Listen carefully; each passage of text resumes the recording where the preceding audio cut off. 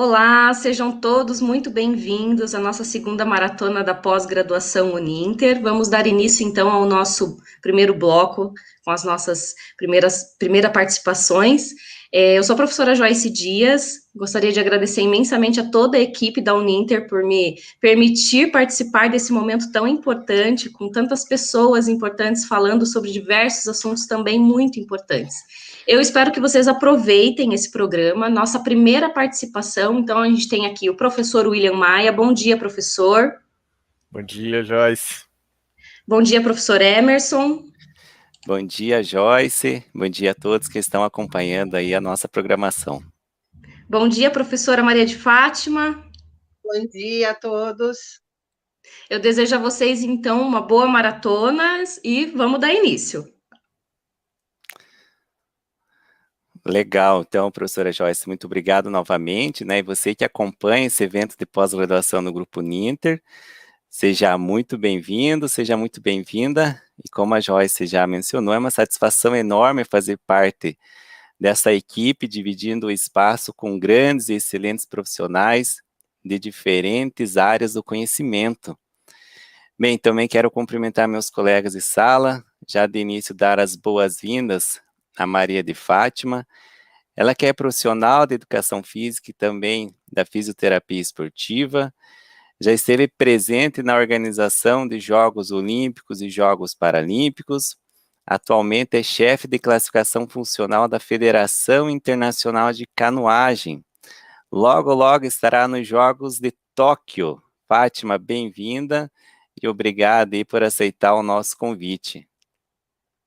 Obrigada a você, eu sempre tenho muito prazer em falar das coisas que a gente faz, das experiências, e é muito importante compartilhar isso tudo com vocês. Que legal, nós que agradecemos aí, sempre contribuindo muito.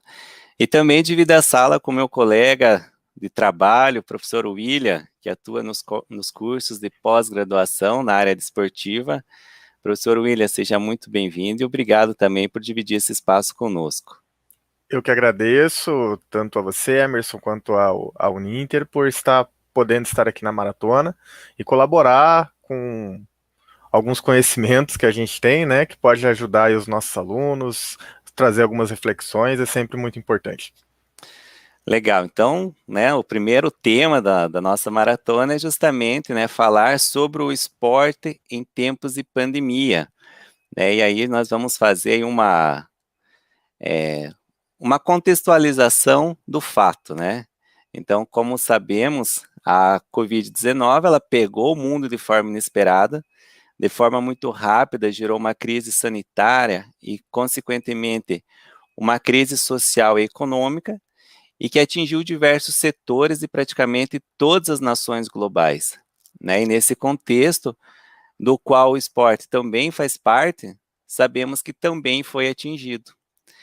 E aí, já nessa contextualização desse momento histórico da humanidade, que é justamente esse período de pandemia, percebemos que logo no início, praticamente todas as competições das diferentes modalidades foram adiadas ou até mesmo suspensas, mas passando algum tempo sob orientação de órgãos de saúde, as entidades promoveram o retorno do esporte, né? Mas aí quando eu falo desse retorno, eu me refiro ao esporte de alto rendimento.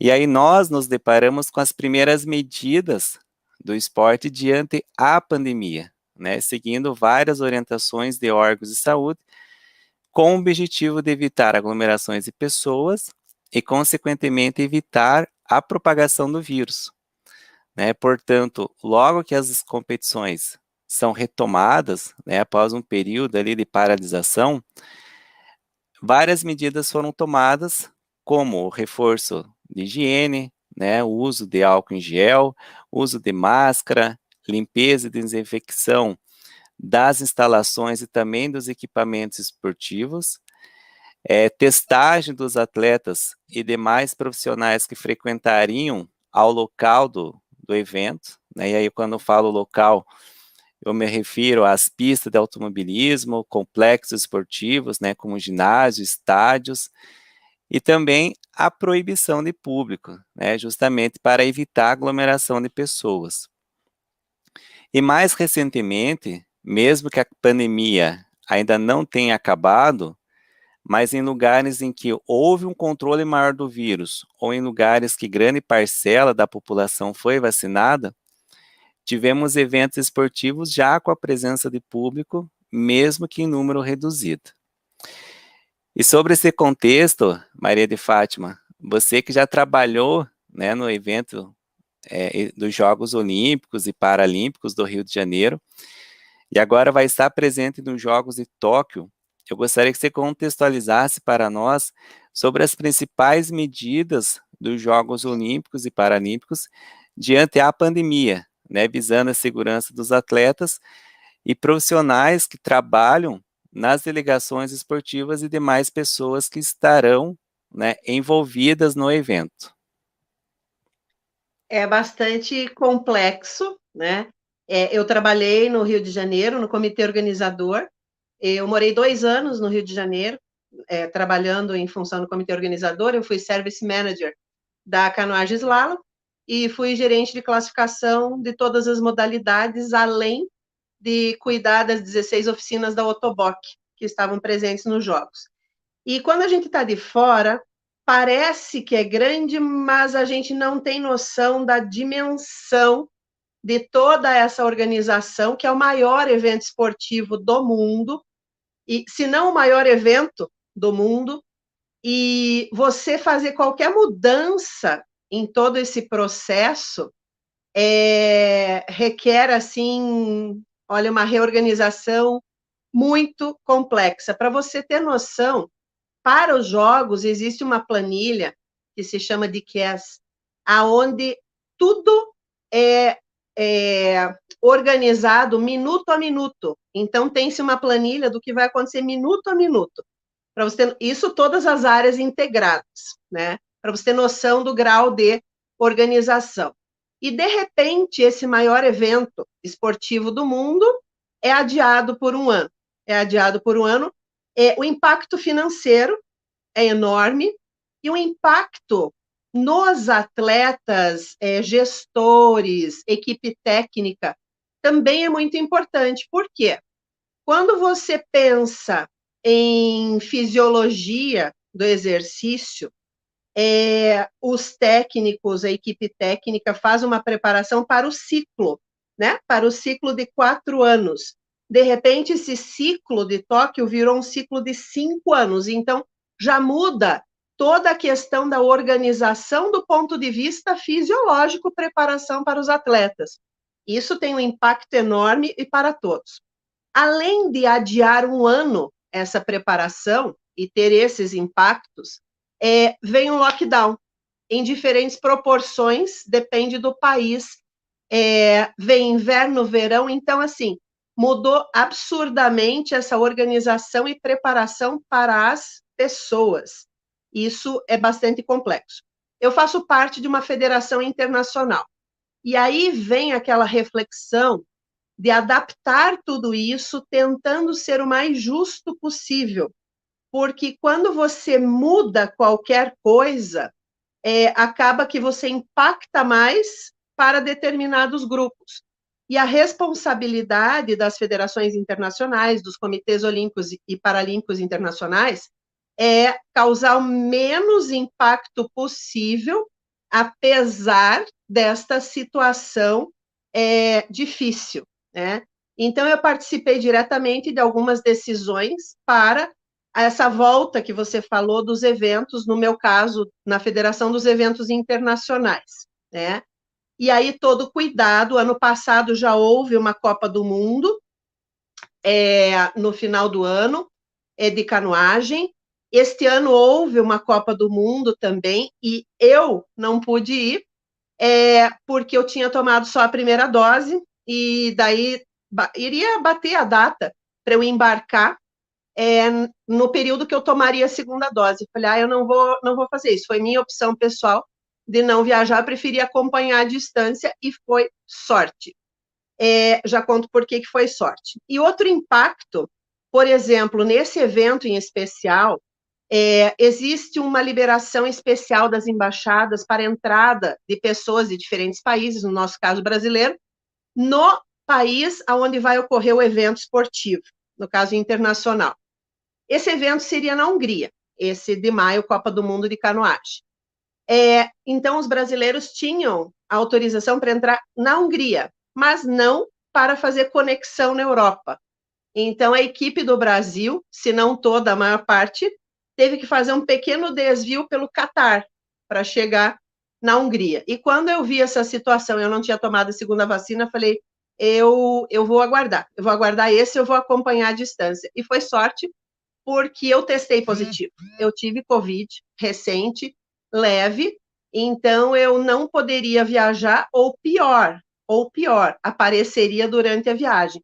Então, tudo isso impacta muito no nosso dia a dia, porque eu sou um exemplo, quem me conhece sabe, eu ando com meu álcool na mão, eu não tiro máscara, eu estou sem máscara dentro de casa, não sou de ficar abraçando as pessoas, estou com saudade, vou abraçar, não. O meu senso de responsabilidade é muito maior, sabe? O meu respeito pelas pessoas me faz sentir que eu vou adiar esse abraço com muito conforto, porque para mim esse abraço é uma falta de cuidado e de respeito com as pessoas que eu gosto. Então, eu sou uma pessoa extremamente cuidadosa e ainda assim passei por essa situação, né? Então, esse medo, entre aspas, de contaminação, o risco das viagens, esses desvios que precisam acontecer para a viagem e os cuidados durante o evento. Aí vamos para Tóquio. Eu estou escalada para Tóquio, por ser chefe de classificação numa federação internacional, e inicialmente, antes da pandemia, apenas 2 classificadores tinham sido liberados dos 22 esportes, apenas 2 classificadores tinham sido liberados para ir para Tóquio. Eu e de um outro esporte, eu representando a canoagem de um outro esporte. Agora, com a questão da pandemia, também houve uma mudança em relação à classificação, porque diminuiu o número de eventos, como você falou, houve toda essa adaptação. Então, vão acontecer algumas classificações em alguns esportes durante as Paralimpíadas, o que não era para acontecer, porque em Londres, 2012, houve mais de 300 classificações. No Rio, 2016, já foram 39. A meta para Tóquio era 0 classificação. Então, por conta da pandemia, mudou, haverá classificações. E o que isso impacta na organização? Que não estava planejado espaço, nem equipamento, nem materiais, nem pessoas para classificação. Então, pense, espaço, equipamentos, materiais, pessoas, viagem, passagem aérea, hospedagem, alimentação, por conta da pandemia. E isso impacta absurdamente, porque nós estamos falando de mundo, né? Na maior organização do mundo. Bem, frente a esse desafio, a organização em si, eu até passei, né, para você, Emerson, dá para compartilhar, se entrar nos sites do Comitê Olímpico e Paralímpico Internacional, tem todas as adequações que estão sendo feitas para esse enfrentamento da pandemia. Então, os cuidados, desde exigir PCR da pessoa antes da viagem, e agora na preparação, alguns países estão exigindo que a pessoa permaneça 15 dias, por exemplo, no país, ou em outro país, antes de avançar a viagem, para nós, brasileiros. Então, tem essa questão dos exames, antes, durante, né, aí cada federação faz a sua articulação, e o comitê organizador também. Então, esses cuidados com o exame antes, durante, os cuidados a nível de compartilhar materiais, equipamentos, no caso, eu trabalho num esporte em espaço aberto, mas ainda assim nós temos os espaços fechados. A questão da conduta para usar o transporte público, o número de pessoas, a ausência dos espectadores, mas ainda assim existe um volume enorme de pessoas que trabalham, né, de voluntários, no meu caso, eu vou como Technical Official, International Technical Official, especificamente como classificadora, daí tem os outros árbitros internacionais, os gestores, a mídia tem um volume muito grande de gente. Eu só tenho a dizer, Emerson, que esta pandemia veio para desafiar. E muitos entram em desespero e outros preferem aprender com os desafios. Eu prefiro estar do lado da reflexão e do aprendizado com todos esses desafios e, principalmente, como eu falei no começo, sempre refletir para que o impacto não cause mais problemas para uns do que para outros, que a gente sempre tente harmonizar, porque cada uma das nossas decisões traz consequências materiais e principalmente consequências humanas. Então, eu penso que é um momento de aprendizado e é um momento de refletir que cada decisão traz impactos. E para fechar esse início de fala, eu digo que é um momento de resgatar palavras positivas. Porque eu, quando fui paciente Covid, que foi recente, eu senti quão despreparadas as pessoas estão para o enfrentamento desses desafios. E como as pessoas estão, além da televisão, dos jornais, como as pessoas só falam de coisas negativas, de tragédia. E lógico que é uma situação difícil, mas o fato de viver uma situação difícil não quer dizer que você tenha que torná-la mais difícil. E aqui eu lembro da fala de Viktor Frankl, que criou a teoria do sentido da vida, que foi um sobrevivente de Auschwitz, e no campo de concentração ele criou essa teoria, e uma das sentenças dele é de que nós temos o poder da decisão. Então, se o momento já é difícil, nós decidimos se nós vamos deixá-lo mais difícil ou se nós vamos compartilhar uma palavra de conforto, uma palavra positiva com a pessoa que nós amamos, gostamos. Esse é o nosso abraço nesse momento. Trazer mais amor, mais palavras positivas, porque de tragédia e palavras negativas já tem muita gente à nossa volta e a gente não precisa entrar nessa onda de negatividade. Vamos aprender com os desafios e trazer coisas boas para as pessoas. Essa é a minha impressão.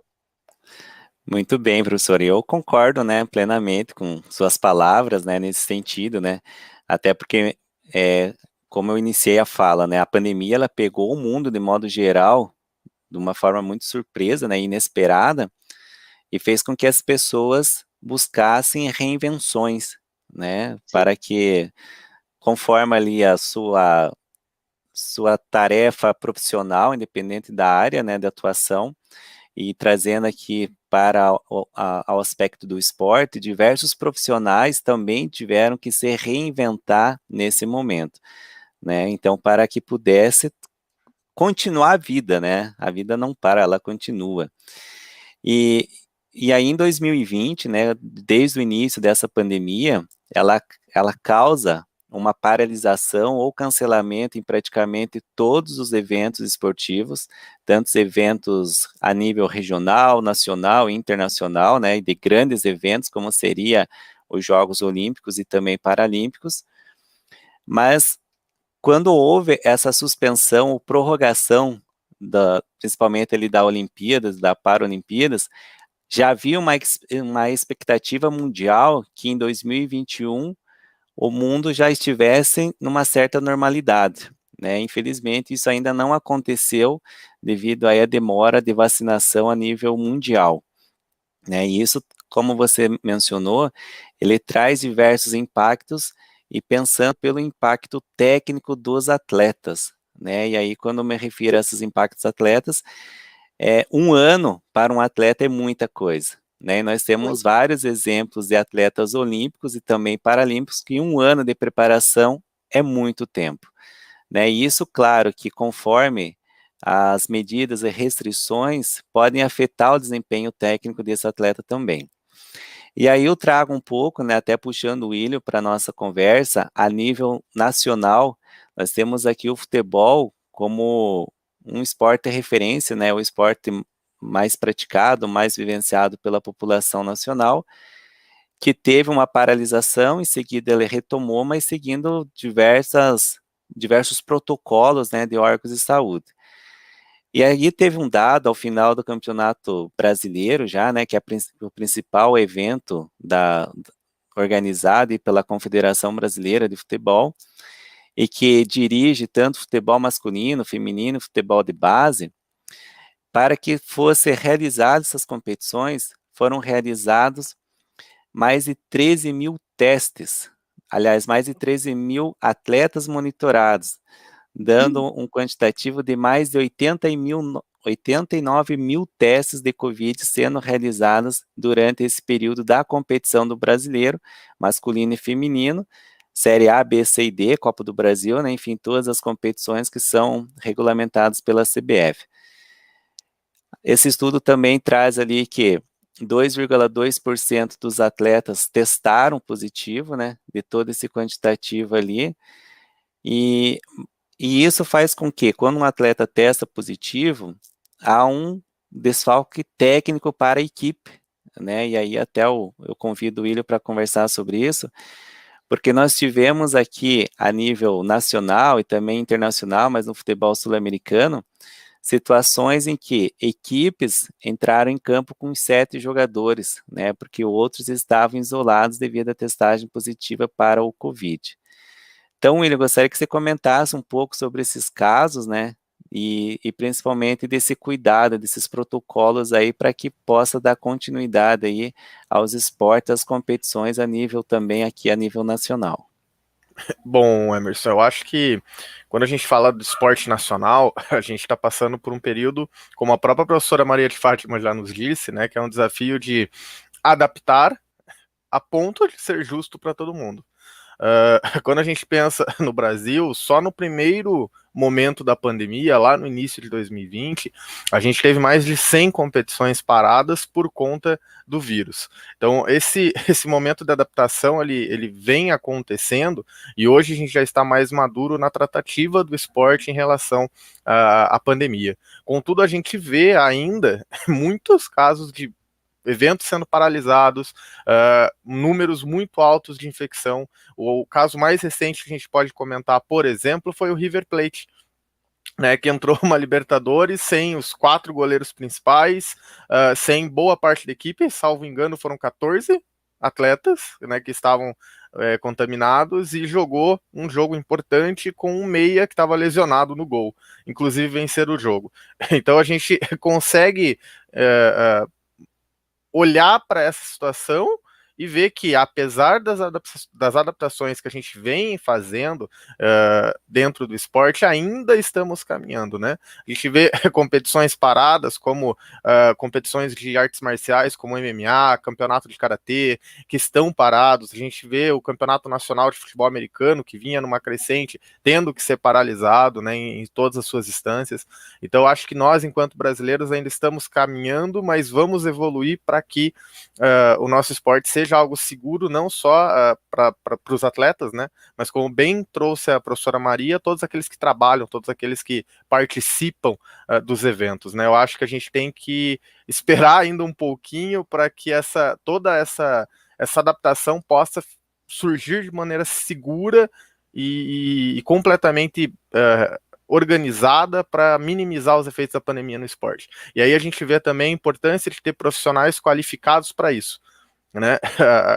A gente, como bem trouxe, a professora Maria de Fátima trouxe um discurso excelente de que a gente tem que estar preparado para isso, né? Quanto mais a gente estiver fora, não acompanhando a situação, nós não vamos conseguir acompanhar essas adaptações, né? A importância da gente estar qualificado para preparado e qualificado para enfrentar uma situação dessa, né? Então a gente vê que a gente fazer uma especialização, fazer uma qualificação a mais é realmente importante. Nessa pandemia nos trouxe a oportunidade, inclusive, de fazer isso via o próprio EAD. A gente está vendo que o EAD ele traz uma oportunidade grande da gente se qualificar, mesmo não tendo a possibilidade, né, de estar dentro de uma instituição. Então o EAD mostra como é forte e como a gente não deve subestimá-lo, né, porque sim, pode ser uma opção muito valorosa para a gente poder se qualificar e se preparar para uma situação, inclusive, como uma pandemia. Legal, e nós aqui vamos acompanhando, né, a participação de várias pessoas, né, e vários profissionais aí de diferentes modalidades esportivas, colocando justamente essa necessidade de reinvenção, né, os desafios que nos foram colocados, principalmente aí para profissionais da área que atuam com esporte, né, quando eu falo profissionais, também profissionais da educação física, principalmente esses, que trabalham, desenvolvem sua profissão com um caráter mais prático, né? Então, diante disso tudo, o profissional do esporte, ele permanece em situações de reinvenção, cuidados e, claro, capacitações para desenvolver seu trabalho. Né, e diante disso, nós já estamos nos encaminhando para o final, mas ainda gostaria de ouvir a Maria de Fátima, o que esse momento representa para o profissional do esporte, levando em consideração justamente a sua necessidade de qualificação, Fátima. Tá, eu vou responder com base numa sentença que eu acabei de ler, que é difícil de adaptar alguns esportes à distância, né? Então, primeiro, graças a Deus, nós temos tecnologia para avançar à distância, né, de forma remota, apesar de toda essa complexidade.